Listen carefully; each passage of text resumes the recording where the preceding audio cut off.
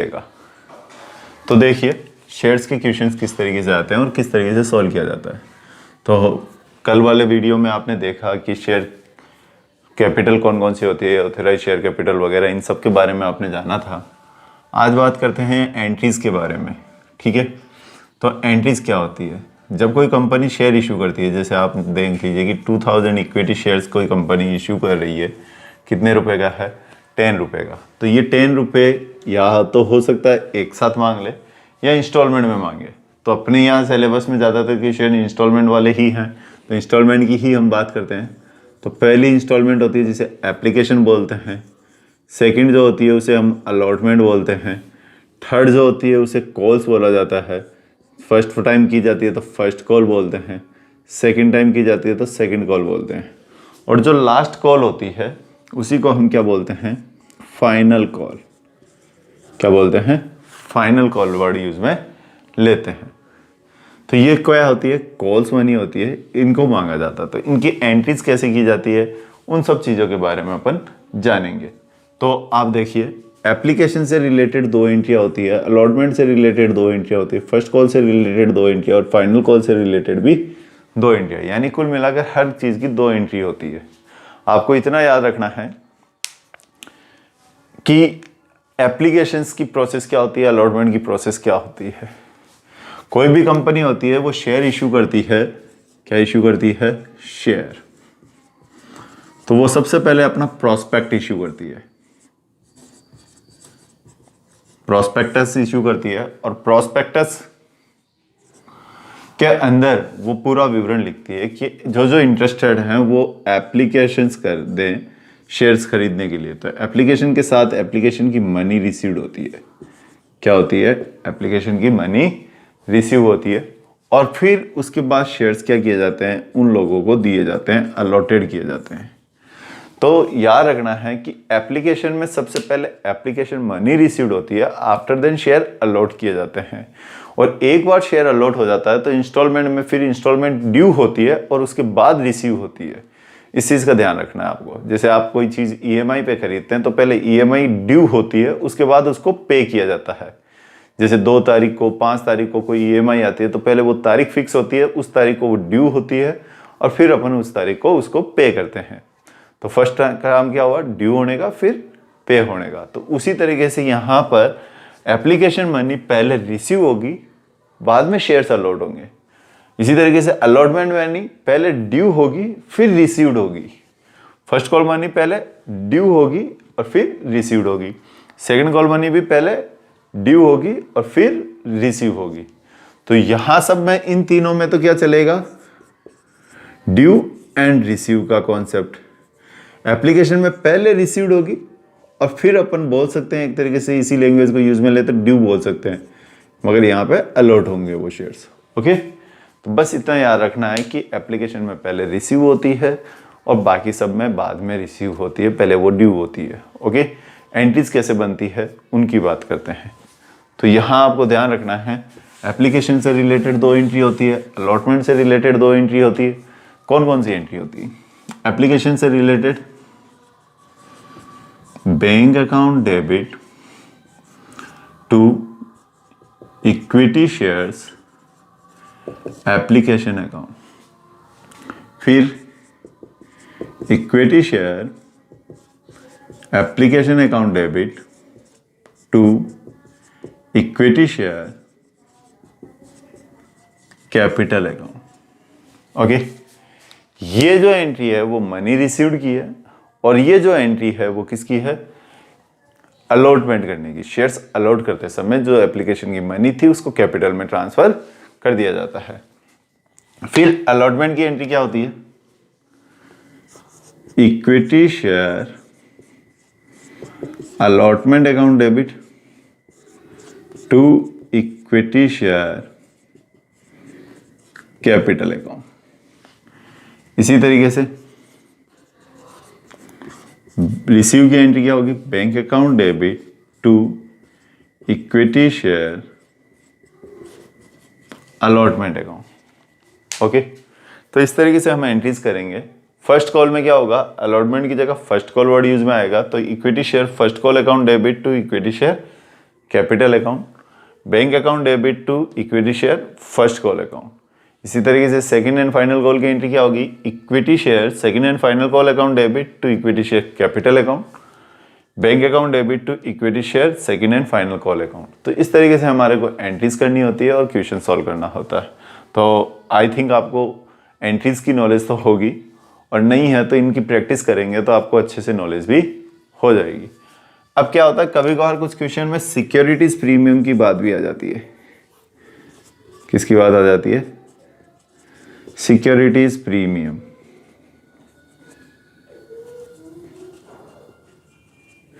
तो ये securities premium क्या होता है उसकी बात करते हैं। तो शेयर्स की जो मनी होती है, 10 रुपए का शेयर अगर हम 11 रुपए 12 रुपए इस प्रकार से एक्स्ट्रा प्राइस में बेचते हैं, तो जो एक्स्ट्रा रुपया है वो क्या कहलाता है, प्रीमियम कहलाता है। बाय डिफॉल्ट प्रीमियम हमेशा अलॉटमेंट के साथ होता है। किसके साथ होता है, अलॉटमेंट के साथ। इसका मतलब यहां लिखा जाता है टू सिक्योरिटी प्रीमियम अकाउंट। और कभी कभार ये security premium application first call second call किसी के साथ भी हो सकता है या सभी के साथ हो सकता है। तो आपको केवल इतना याद रखना है कि जो कैपिटल वाली एंट्री होती है उसी के जस्ट पास में क्या आएगा, सिक्योरिटीज प्रीमियम आएगा। ओके, तो एंट्रियों की नॉलेज आपको हुई। अब क्वेश्चंस कैसा आता है, कैसे उसको सॉल्व किया जाता है, उनके बारे में डिस्कस करते हैं। तो देखिए क्वेश्चंस की डिस्कशन करते हैं।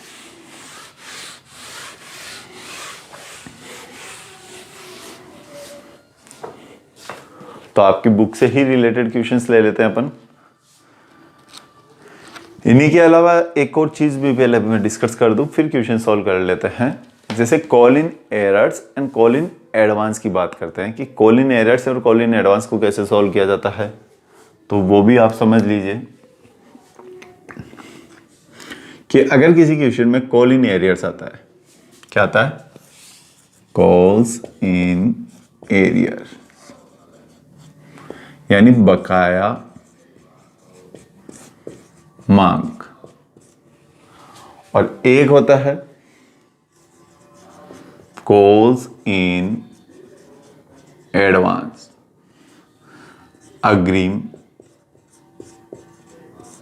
मांग। Okay, calls in arrears and calls in advance, बकाया मांग और अग्रिम मांग। अब बकाया मांग और अग्रिम मांग क्या होती है, कुछ ऐसे शेयर होल्डर होते हैं जो अपने आने वाली जो कॉल्स के पैसे होते हैं वो पहले ही चुका देते हैं, तो उन्हें बोला जाता है अग्रिम मांग। जैसे मान लो कि कोई शेयर होल्डर है, उसने फर्स्ट कॉल का पैसा अलॉटमेंट के साथ ही दे दिया, तो अभी तक अपन ने फर्स्ट कॉल मांगी ही नहीं, उससे पहले हमारे को क्या हो गई, वो रिसीव्ड हो गई, तो उसे बोला जाता है कॉल्स इन एडवांस। कुछ शेयर होल्डर्स ऐसे भी होते हैं कि पैसे मांगने के बाद भी नहीं चुकाते हैं, तो उनकी जो कॉल्स का पैसा होता है वो बकाया रह जाता है, ड्यू रह जाता है, आउटस्टैंडिंग रह जाता है, तो उसे बोला जाता है कॉल्स इन एरियर्स। ओके, तो कॉल इन एरियर्स क्या होता है, कॉल इन एडवांस क्या होता है, इसका ट्रीटमेंट कैसे किया जाता है उसके बारे में जानते हैं। तो कॉल इन एरियर्स को ट्रीट कैसे किया जाएगा, calls in arrears account debit to, जो भी पर्टिकुलर कॉल है, इक्विटी शेयर्स जो कॉल्स है, कॉल्स अकाउंट, ये तो होती है जब ये ड्यू हो जाती है, यानी बाकी रह जाती है। अगर इसको एडजस्ट करना पड़ता है, इन फ्यूचर ये वापस पे कर देता है, तो पे कर देता है तो पैसा आ जाता है हमारे पास, तो bank account debit to calls in arrears account entry लिख देते हैं। इसी तरीके से कॉल इन एडवांस में पहले पैसा आता है, तो bank account debit to calls in advance account, और अगर इसको एडजस्ट करना होता है अगली कॉल पे, तो एंट्री क्या की जाती है, calls in advance account debit to equity share particular calls account. Okay, तो इस तरीके से इनको एडजस्ट किया जाता है। तो इन एंट्रियों के बेसिक फंडामेंटल्स के बारे में आपको पता रहना चाहिए। अब क्या होता है, कॉल इन एरियर्स की चाहो तो आप ये एंट्री करो, चाहो तो ना करो, दोनों ही सिस्टम होते हैं। ऑप्शनल होती है कॉल इन एरियर्स की एंट्री करना, लेकिन अगर आप करेंगे तो आपको बेसिकली पता रहेगा कि कितना रुपया कॉल इन एरियर्स में था। तो एंट्री करते रहेंगे तो आपको आइडिया भी रहेगा और आगे की जो मेथड्स होंगे उनको भी अच्छे से समझ पाएंगे आप। करें डिस्कस आगे की मेथड्स की।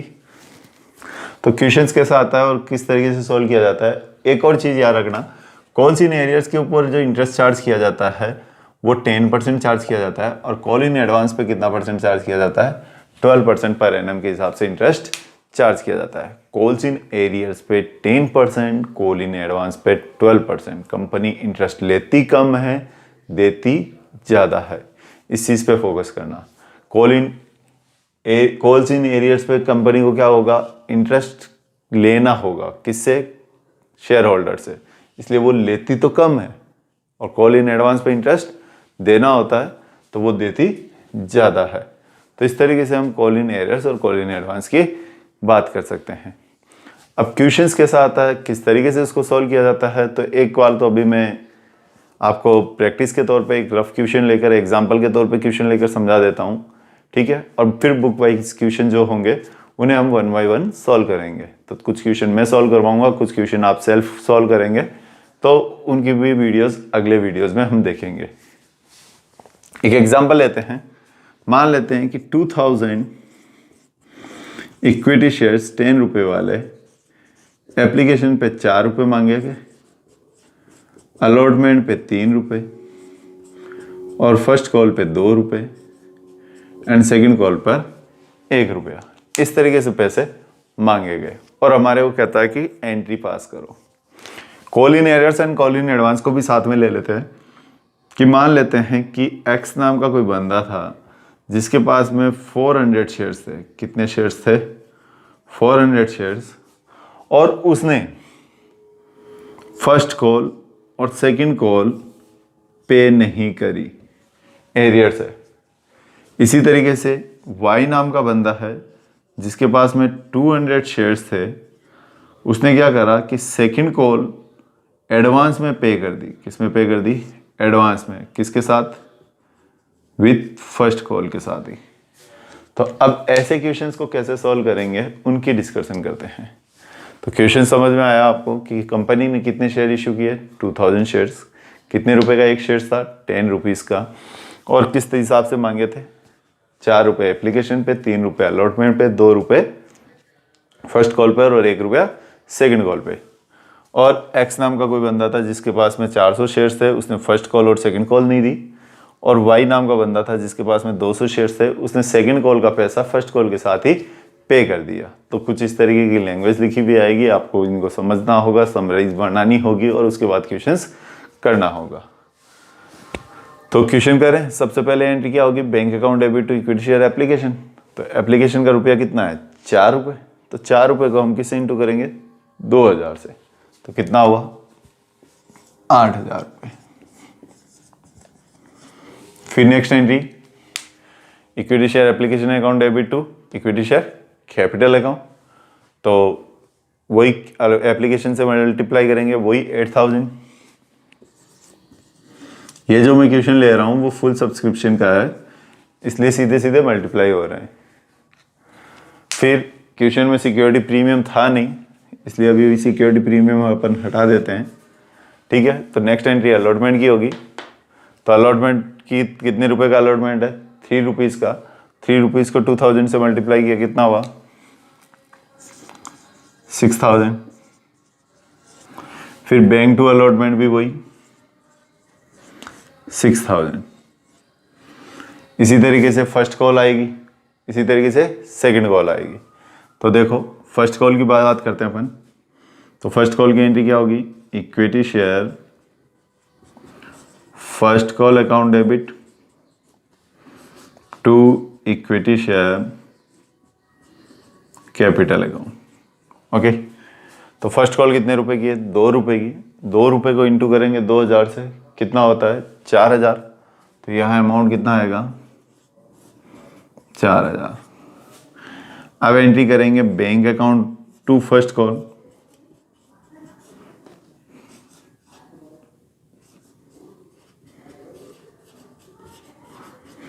वही 4,000 रुपये से होती, लेकिन यहाँ क्वेश्चन में क्या कहा, फर्स्ट कॉल इसने पे नहीं करी और इसने फर्स्ट कॉल के साथ पैसा एडवांस में दे दिया। तो कोई पे नहीं करता है तो उसे हम क्या बोलते हैं, कॉल्स इन एरियर्स।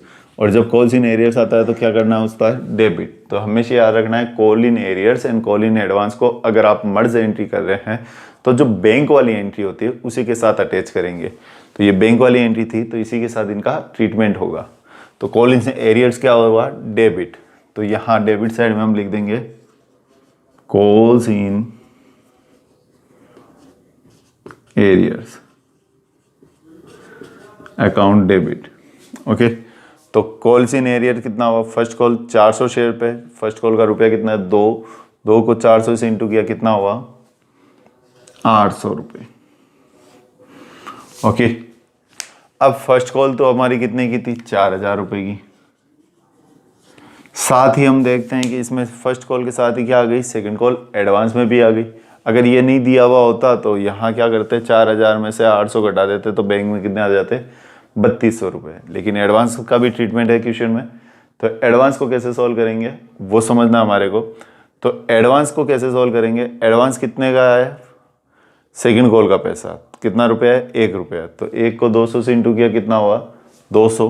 तो यहाँ लिख देंगे 2 कॉल्स इन एडवांस 200 रुपये। तो इधर तो हो गया 4200 में से 800 लेस किया तो 3400। तो इस तरीके से हम फर्स्ट कॉल की एंट्री करेंगे। अब सेकंड कॉल की एंट्री कैसे करेंगे उसकी भी डिस्कस कर लेते हैं। तो देखो मैं ये ऊपर वाली एंट्रीज हटा देता हूँ एक बार। तो देखो सेकंड कॉल की एंट्री क्या होगी, equity share second call account debit to equity share capital account. Okay, तो equity share second call to equity share capital. तो सेकंड कॉल कितने रुपए की, 1 रुपए की। 1 रुपए को 2000 से इंटू किया तो कितना आया 2000। और फिर bank account debit to equity share second call. तो सेकंड कॉल तो 2000 रुपए की है, फिक्स है। अब कॉल इन एरियर्स तो इसने चुका ही नहीं सेकंड कॉल पे भी, तो कॉल इन एरियर्स क्या हो जाएगा, डेबिट। तो calls in arrears account debit कितने रुपए से, 1 को 400 से इंटू किया तो कितना आया 400 रुपए। इसने सेकंड कॉल क्या कर दी थी, फर्स्ट कॉल के साथ चुका दी थी, तो चुकाते समय ये एंट्री हो गई। तो अब एडजस्ट करना पड़ेगा। तो एडजस्ट करेंगे तो कॉल इन एडवांस क्या होगा, डेबिट होगा। तो यहां लिख देंगे हम calls in advance account debit. कितना रुपए एडवांस में दिया था 200 रुपये, तो 200 रुपये यहाँ आ गया। अब 2000 में से 600 रुपये तो लिख चुके हैं, तो बचे कितने 1400 जो कि बैंक में आएंगे। तो इस तरीके से एंट्रीज करनी होती है। आई होप आप समझ गए होंगे कि एंट्रीज किस तरीके से होती है। अब क्वेश्चंस को देखना है और आपको उनकी एंट्रीज